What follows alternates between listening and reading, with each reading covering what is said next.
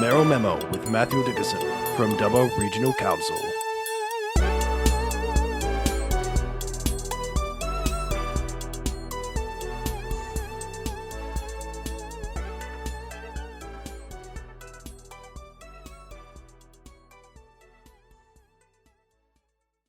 Monday 3.5, Triple M, as always, joined by Mayor Matthew Dickerson. Matthew, how are you? I'm very good, thanks. How are you going, Matho? Yeah, no problems here, mates. Look, just quickly, I touched on it earlier today, just out of the Daily Liberal, just the council knocking back the crime summit. Can you give me a 10-second brief on exactly what happened? The crime across the state is always a problem. Dubbo crime, certainly we don't like to see any crime, but the reality is that there is crime in our modern society, unfortunately.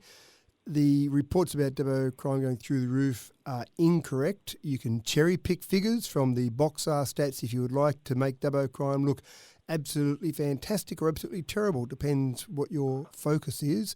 But a crime summit, we decided and debated this at council meeting, was not going to do anything good for Dubbo's reputation, was not going to solve any problems, and Dubbo Council is not in charge of anything to do with crime. So we resolved at the council meeting to work with agencies, which we do now with the state government agencies, to just see if there's any way that we can get them together and discussing various aspects of crime to improve crime outcomes. That's been happening for a long time, will continue to happen, and let the responsible agencies, and I'm talking about the police here, I'm talking about the various youth agencies, these are all state government issues, and the last thing council wants to do is stick our nose in to try and solve state government issues, but also the money. We don't have the money to go and try and solve these issues. The state government does, and we heard from the local government minister just recently, he talked about it in the Parliament, where he talked about the fact that state government was talking to local government about the financial sustainability of local government, and one of the messages that the minister said was that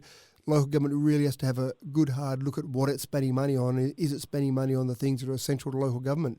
And this is one of those aspects, I believe, that he was thinking of, that we shouldn't be sticking our nose into state government areas. Yeah, definitely a Dougal Saunders question, or state government question anyway. Now, let's get into some very much council things. The Tracker O'Reilly Cycleway, the South Part getting a bit of TLC.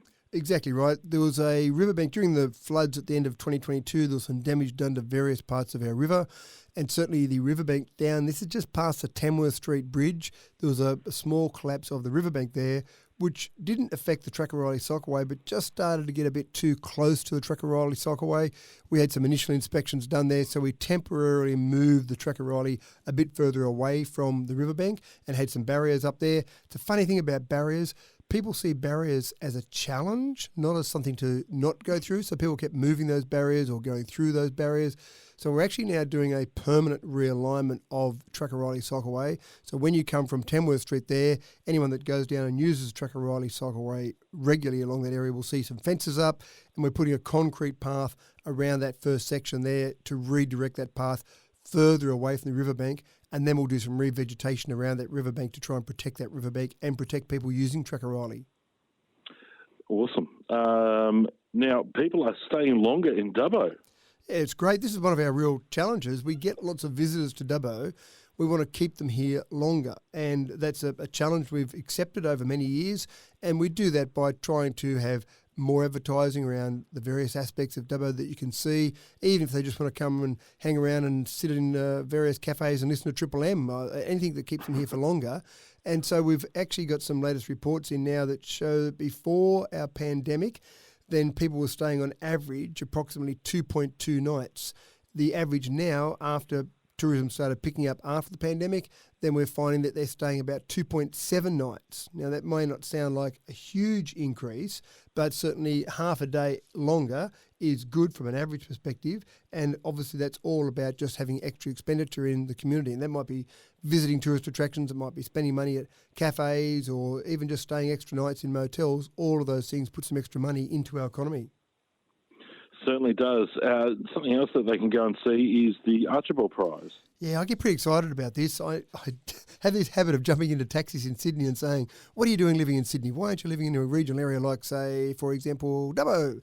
And you have a bit of a chat to taxi drivers about all the different things that they might stay in Sydney for. And I get to the stage of talking about art and theatre. And one of the questions I love to hit them with is, when have you ever seen all the finalists from the Archibald exhibition? And most taxi drivers say never. And I can now say, I used to say 3 times, but now I can say it's been 4 times that I've seen all the finalists from the Archibald for a given year, and I've seen them in Dubbo, not in Sydney. And so here we are again. Of the 816 entries they had in the Archibald in 2022, they chose 52 finalists. Of those 52 finalists, we've got 51 of those 52 in Dubbo. One finalist actually got permission to take his artwork out of the finalist exhibition because he's got his own exhibition on up in Brisbane at the moment. So we're missing one of the 52, but that's okay because the other 52 are there, including the winner. That's obviously the important prize, the winner by Black Douglas, $100,000 he received for that particular prize. And the other thing that's interesting about this is the first Archibald was awarded in 1921. So you'd expect the 2022 prize to be the 102nd prize awarded. But a little bit of trivia about the Archibalds is that in 1964 and in 1980, the judges determined that none of the entries were of a high enough standard to win the Archibald, so they gave no prize in those 2 years. How's that for a slap in the face? So That is a punch in the guts, isn't it? It is a bit, isn't it? So the one that we've got, the winner from Black Douglas there that we've got on display at the moment, is officially the 100th winner of the Archibald Prize, so the centenary winner. So that's quite significant, I think. The other thing to have a look at, I mean, I love looking at the artwork. I can't paint to save my life, so I admire the incredible talent, the incredible artistry, just the skill, the technical skill to paint that well, but also the interpretation. But there's actually a couple of ones that grab my attention. One is a painting that just coincidentally looks very similar to our CEO, Murray Wood. The first time I saw it, I actually thought, that's Murray. It's got to be Murray. And I showed the councillors that were there on Friday night at the official opening, and we all just went, yep, that's definitely Murray. It obviously isn't, but it looks very similar to him. And there's another great painting there from Arne Doe of Peter Garrett, and it's an interpretive artwork. And again, you get some of those artworks that are technically very good that look just like a photo, and I marvel at that sort of talent. And then you get ones like the one by Arne Doe that you think, wow, just the interpretation of how he's interpreted something there is very clever as well. So well and truly worth going and having a look at. Yeah, it's exhibition's on there for a couple of weeks, so make sure you get down, grab a coffee, and go have a look at the Archibald finalists. Matthew Dickinson, thank you so much for that info, and we'll catch up in a couple of weeks. My pleasure, Matho.